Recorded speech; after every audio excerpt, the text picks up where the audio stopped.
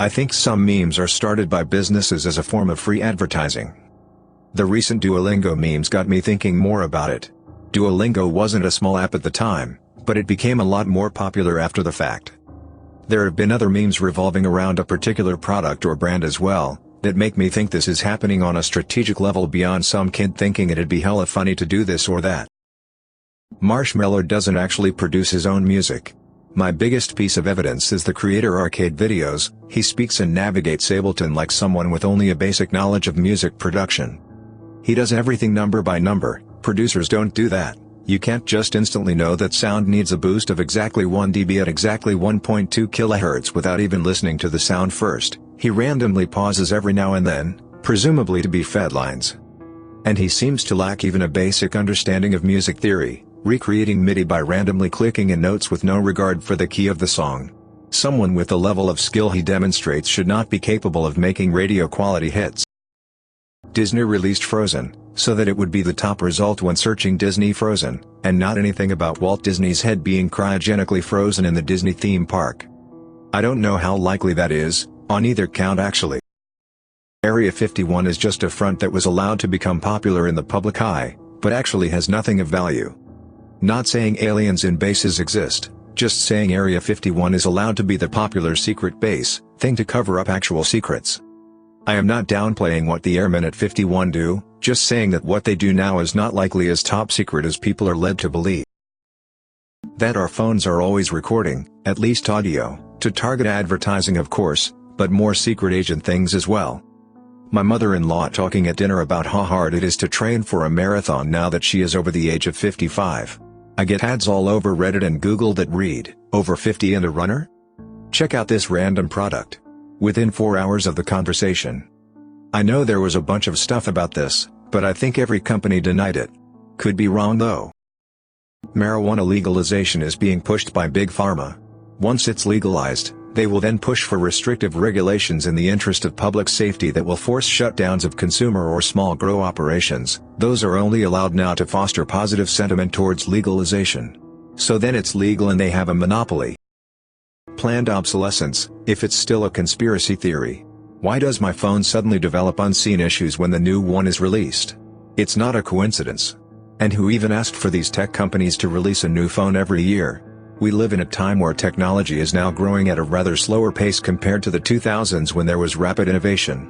It's not like my current phone is getting crappier in 1 year, but wait, it is. Applies to phones, tablets, smartwatches, basically most, rather expensive, internet-connected devices receiving updates. There's a recent increase in realistic space colonization movies to garner interest in space exploration. Because some people at the top know it's needed. It's actually probably so very wealthy people can get funding and support from us average losers so they can abandon the planet as soon as possible, while we suffer all the crap that was most likely caused by them. People at the top don't give a crap about you and I. We can sit on the planet and pay for oxygen as we slowly die from cancer. They want to get off the planet. Male birth control advancements are being squashed by the pharma companies who produce the female contraceptive pill because of all the money the pill generates despite it, causing so many unsavory side effects. Example, Vashalgol. A non-invasive treatment for men that mimic a vasectomy but is completely reversible.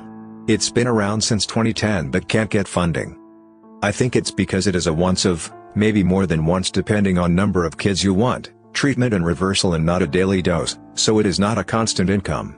Why fund something that won't give you a steady stream of money, even if it means a healthier society? I am not talking about the male contraceptive pill or spermicide gel. This is, for lack of better way to explain, an IUD type thing for men, completely different to the male pill that has made mainstream media. It was developed in India and there are online sites for them to get funding through sponsors. This is my tinfoil hat theory, it's not based on meticulous research.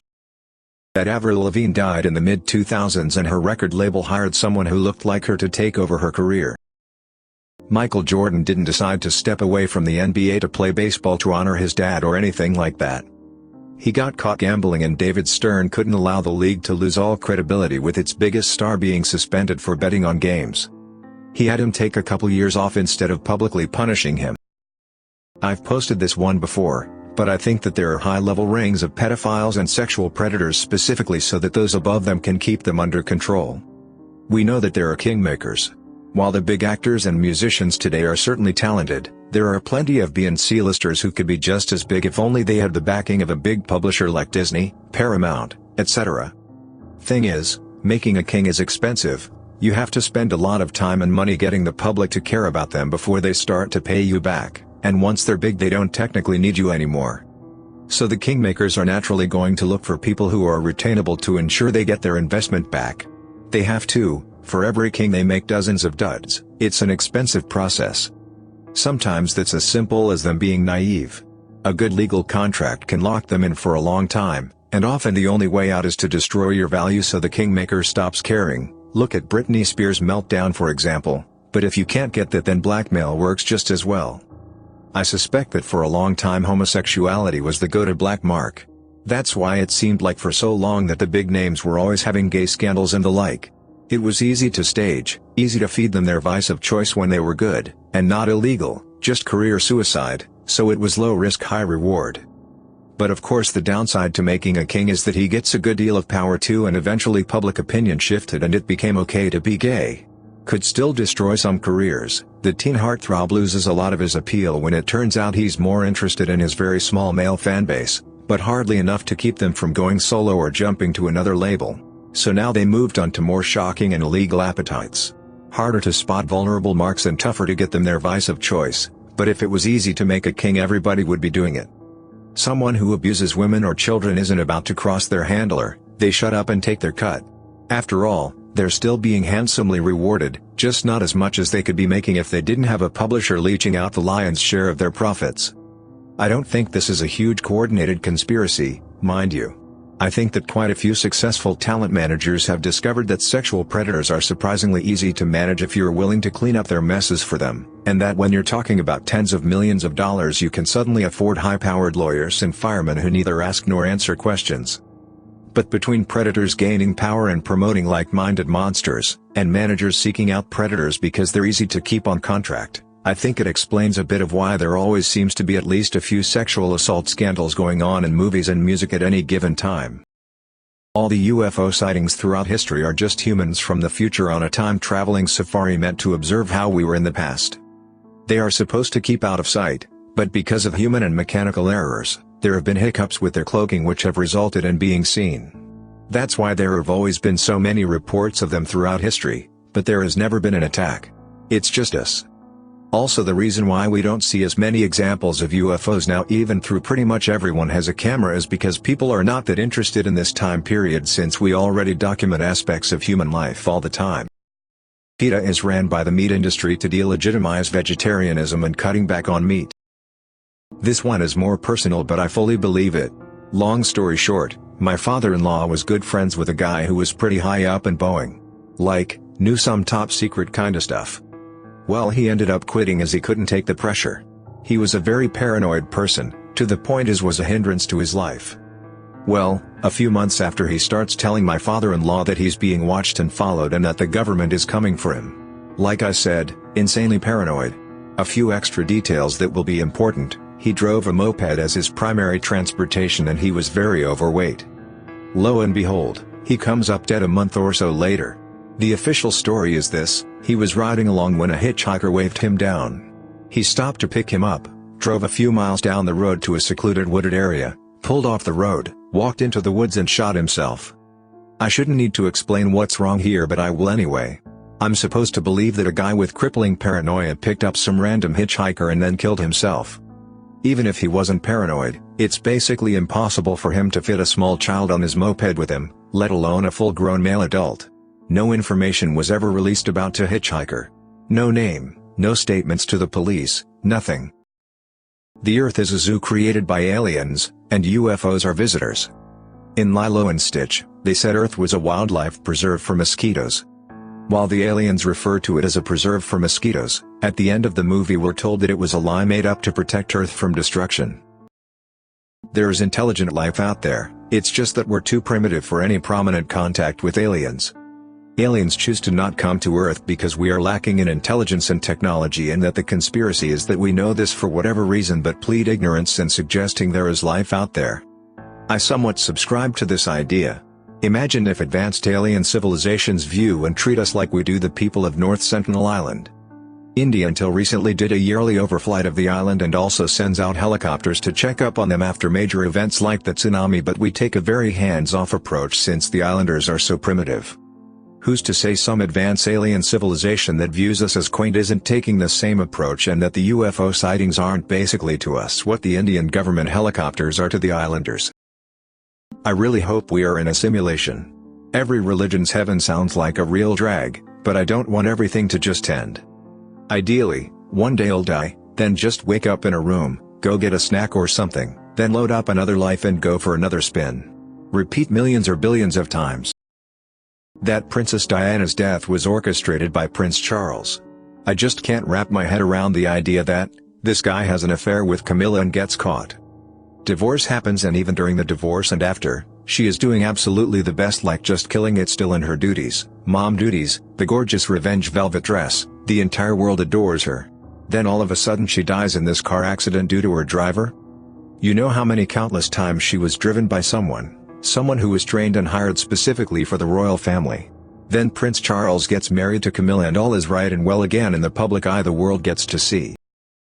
Federal law enforcement bodies are working with the public and private prison industries to flood the streets with heroin and fentanyl, because they see the impending mass legalization of marijuana, and can't risk that many empty cells.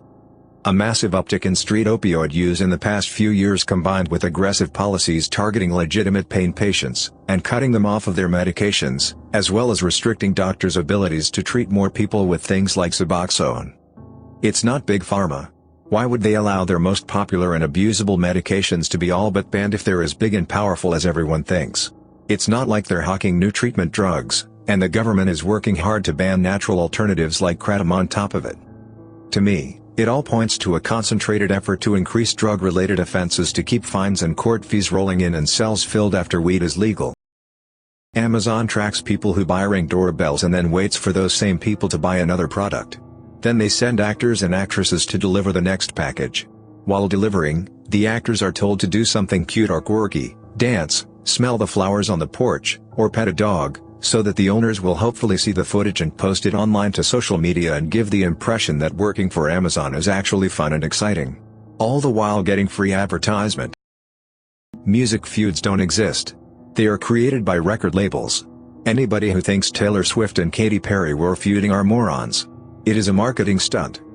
Their record labels create these feuds to sell music.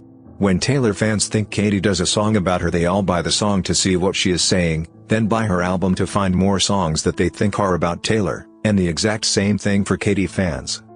They are given generic songs to sing that people just assumed are about the other but in reality aren't about anybody. Same goes for rap feuds. A up-and-coming rapper feuds with a more successful rapper to gain popularity, just as that more successful rapper did when they were coming up. All these feuds are just to sell more music. Stoned ape theory is fascinating.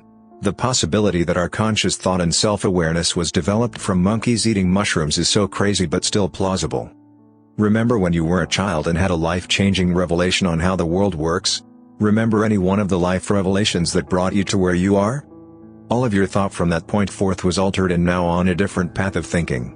Your reality became different and a clearing took place in your mind where you finally understood. An epiphany. This absolutely happens when you take a high enough dose of psilocybin. The theory is that primates discovered shrooms in the wild and it unlocked logic or analytical thinking in their brain, the one thing that most differentiates us. With this newfound logic came a biological shift over millions of years. It would make sense that the split happened sudden and remained divided, since humans with logic wouldn't form social bonds with primates like that. They'd stick to their species for survival and easier hunting. That the governments of this world, and other entities mentioned in these things, are double-playing the conspiracy theories and theorists, and not only through stigmas like the tinfoil hat.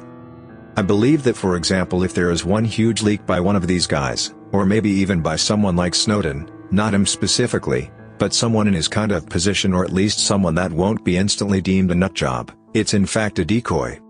You hear about the mess-ups they can afford to let you hear about, thus keeping everything in a constant state of confusion. Are they really that stupid to have that leaked? Or are they 3 steps ahead? You can never know, and that's the way they want you to be. There's a lot of things that go smoother than silk and nothing ever truly feels like it's changing. It's like I believe they would have the manpower, the intelligence, and the stakes high enough to pull something like this off.